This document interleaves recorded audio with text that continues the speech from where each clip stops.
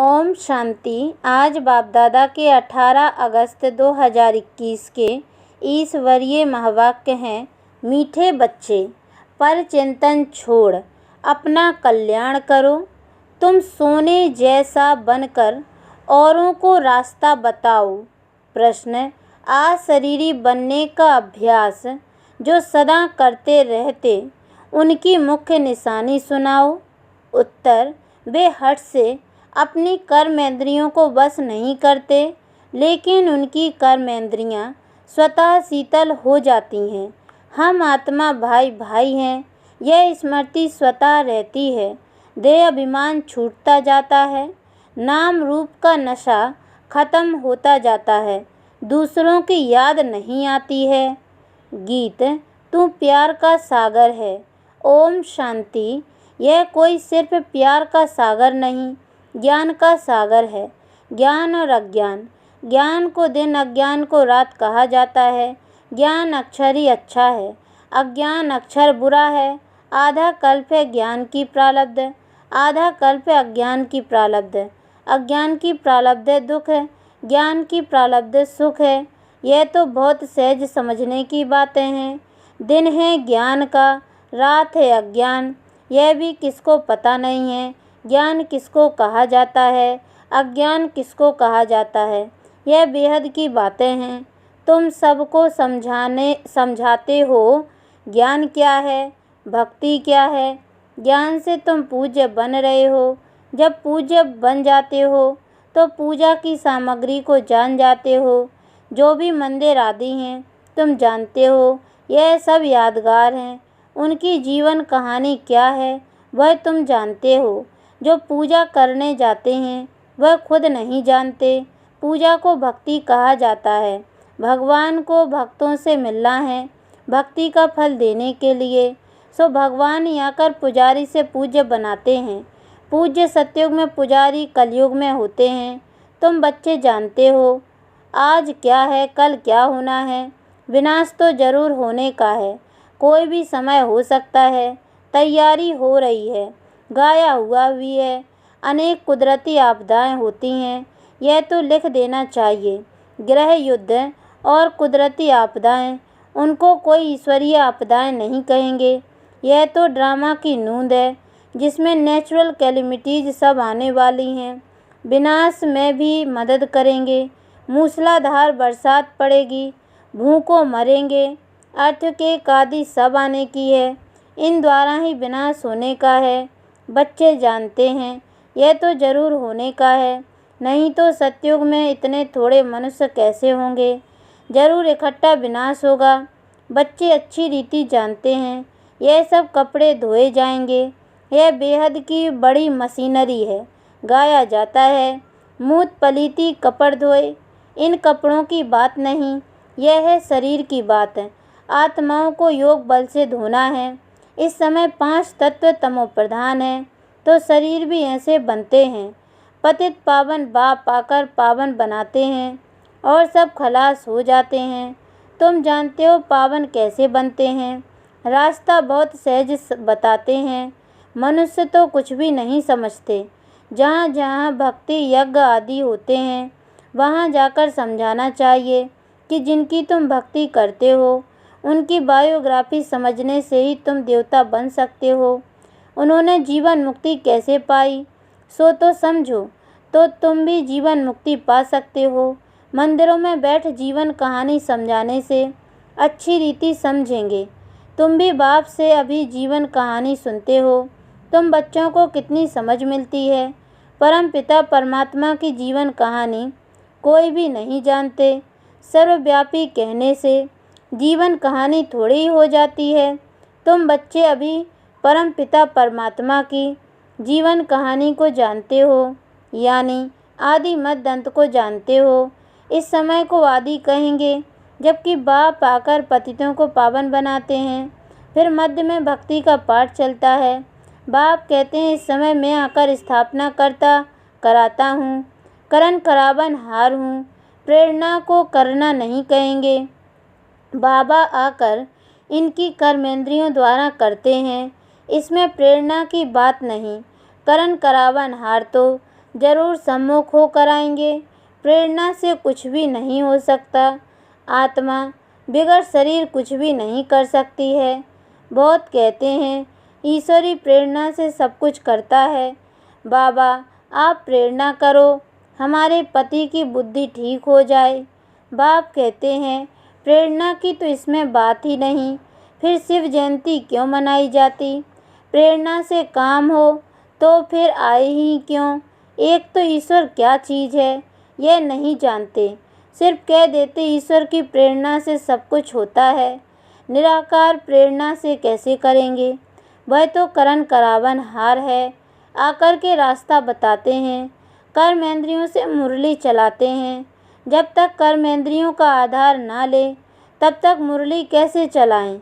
ज्ञान का सागर है तो सुनाने के लिए मुख चाहिए ना। अब तुम बच्चों को सारी दुनिया के आदि मध्य अंत का पता पड़ा है, पूरी नॉलेज मिली है। समझते हैं ज्ञान बिगर गति नहीं। ज्ञान कौन दे। अज्ञान मार्ग और ज्ञान मार्ग में फर्क तो देखो ना। विज्ञान भी कहते हैं अज्ञान है अंधियारा, बाकी ज्ञान और विज्ञान को हम मुक्ति जीवन मुक्ति भी कह सकते हैं। तुमको अब पावन बनने का ज्ञान मिलता है। तुम स्वदर्शन चक्रधारी बनते हो। कोई सुनेंगे तो वंडर खाएंगे, कहेंगे आत्मा ज्ञान लेती है तो आत्मा जरूर संस्कार ले जाएगी ना। मनुष्य से देवता बनते हो तो ज्ञान रहना चाहिए, परंतु बाप समझाते हैं यह पुरुषार्थ है प्रारब्ध के लिए। प्रारब्ध मिल गई फिर ज्ञान की क्या दरकार है। सतयुग है ही तुम बच्चों के लिए प्रारब्ध है। यह बातें सुनने से ही वंडर खाएंगे। यह ज्ञान परंपरा क्यों नहीं चलता। बाप कहते हैं यह प्रायः लोप हो जाता है। दिन हो गया फिर अज्ञान तो है ही। जो ज्ञान की दरकार रहे यह भी समझने समझाने की बातें हैं। फट से कोई समझ नहीं सकते। सिर्फ बाबा भारत में ही आते हैं, बच्चों के लिए सौगात ले आते हैं, भक्ति का फल देने के लिए। भक्ति के बाद है सद्गति। यह विनाश भी जरूर होगा। आसार खड़े हैं, तुम सुनते रहेंगे। चिंगारी लगती है तो 1-2 घंटे में सारा मकान जलकर भस्म हो जाता है। यह कोई नई बात नहीं है। विनाश तो होना जरूर है। सतयुग में होते ही थोड़े मनुष्य श्रेष्ठाचारी, तो श्रेष्ठाचारी बनने में कितनी मेहनत लगती है। माया नाक से एकदम पकड़ लेती है। ऐसे गिरने वालों को चोट बहुत लगती है, टाइम लग जाता है। बड़ी ते बड़ी चोट है काम विकार की, इसलिए कहा जाता है काम महाशत्रु है। यही पतित बनाते हैं। झगड़ा होता ही है विकार पर। विकार के लिए नहीं छोड़ेंगे तो ज़रूर कहेंगे इससे तो बर्तन साफ करें, वो अच्छा है। झाड़ू पोंछा लगाएंगी परंतु पवित्र रहेंगी। इसमें हिम्मत बहुत चाहिए। जब कोई बाप की शरण में आते हैं तो फिर माया भी लड़ना शुरू करती है। 5 विकारों की बीमारी और ही अधिक उथल खाती है। पहले तो पक्का निश्चय बुद्धि होना चाहिए। जीते जी मरे हुए हैं, यहाँ से लंगर उठा लिया है। कलयुगी विकारी किनारा तुमने छोड़ दिया है। अब हम यात्रा पर जा रहे हैं। हम अशरीरी हो अपने घर जाते हैं। आत्मा को यह ज्ञान है कि हम एक शरीर छोड़ दूसरे में जाएंगे। हम गृहस्थ व्यवहार में रहते कमल फूल समान पवित्र बन यात्रा पर रहते हैं। बुद्धि में याद रहे कि यह तो कब्रिस्तान है, फिर हम सुखधाम में जाएंगे। हमको बाबा वर्षा देने की युक्ति बता रहे हैं। पावन बनने के लिए हम योग में रहते हैं। याद से ही विकर्म विनाश होंगे, तब आत्मा शरीर छोड़ेगी। यात्रा कितनी वंडरफुल है। सिर्फ बाप को याद करो, अपनी राजधानी को याद करो। इतनी सहज बात भी याद नहीं पड़ती है। अल्प को याद करो बस, परंतु माया वह भी याद करने नहीं देती। मेहनत लगती है। आत्मा को ज्ञान मिला है, हमारा बाबा आया हुआ है। आत्मा पढ़ती है ना। आत्मा शरीर द्वारा जन्म लेती है। आत्मा भाई भाई है। देह अभिमान में आने से फिर अनेक संबंध हो जाते हैं। यहाँ तुम भाई बहन हो गए, आपस में भाई भाई भी हो, बहन भाई भी हो। प्रवृत्ति मार्ग है ना, दोनों को वर्षा चाहिए। आत्मा ही पुरुषार्थ करती है। अपने को आत्मा समझना यही मेहनत है। देह अभिमान ना रहे, शरीर ही नहीं तो बेकार किससे करेंगे। हम आत्मा हैं, बाप के पास जाना है। शरीर का भान ही न रहे। जितना योगी बनते जाएंगे, कर्मेंद्रियां शांत होती जाएंगी। देह अभिमान में आने से कर्मेंद्रियां चंचल होती हैं। आत्मा जानती है हमको प्राप्ति हो रही है। शरीर से अलग होते जाएंगे तो कर्मेंद्रियां शांत होती जाएंगी। सन्यासी लोग दवाई खाकर कर्मेंद्रियों को शांत करते हैं, वह तो हठयोग हो गया ना। तुमको तो योग से काम लेना है। क्या योग बल से तुम वश नहीं कर सकते हो? जितना आत्माभिमानी होते जाएंगे तो कर्मेंद्रियां शांत हो जाएंगी। बड़ी मेहनत करनी पड़ती है, प्राप्ति तो बहुत ऊंच है ना। बाप कहते हैं योग बल से तुम विश्व के मालिक बनते हो, कर्मेंद्रियों पर जीत पहनते हो। इसलिए भारत का योग नामी ग्रामी है। तुम मनुष्य से देवता, पति से पावन बनते हो। प्रजा भी स्वर्गवासी तो है ना। योग बल से तुम स्वर्गवासी बनते हो, बाहुबल से नहीं बनते हो। मेहनत कोई बहुत नहीं है। कुमारियों के लिए तो जैसे मेहनत ही नहीं है, फ्री है। बेकार में गई तो बड़ी पंचायत हो जाती है। कुमारी रहना अच्छा है, नहीं तो फिर अधर कुमारी नाम पड़ जाता है। युगल भी क्यों बने, इसमें भी नाम रूप का नशा चढ़ता है। यह भी मूर्खता है। युगल बनने के बाद पवित्र रहने के लिए बड़ी अच्छी हिम्मत चाहिए, ज्ञान की पूरी पराकाष्ठा चाहिए। बहुत है जो हिम्मत करते हैं, परंतु आग की आँच आ जाती है तो खेल खलास। इसलिए बाबा कहते कुमारी फिर भी अच्छी है। अधर कुमारी बनने का ख्याल भी क्यों करना चाहिए? कुमारियों का नाम बाला है, बाल ब्रह्मचारी हैं। बाल ब्रह्मचारी रहना अच्छा है, ताकत रहती है, दूसरे कोई की याद नहीं आएगी। बाकी हिम्मत है तो करके दिखाओ, परंतु मेहनत है। दो हो पड़ते हैं ना, कुमारी है तो अकेली है, दो से तो द्वैत आ जाता है। जहाँ तक हो सके कुमारी हो रहना अच्छा है। कुमारी सेवा पर निकल सकती है। बंधन में पड़ने से फिर बंधन वृद्धि को पाते हैं। ऐसा जाल बिछाना ही क्यों चाहिए जो बुद्धि फंस पड़े। ऐसे जाल में फंसना ठीक नहीं है। कुमारियों के लिए तो बहुत अच्छा है। कुमारियों ने नाम भी निकाला है, कन्हैया नाम गाया जाता है ना। कुमारी हो रहना बड़ा अच्छा है। इन्हों के लिए बहुत सहज है।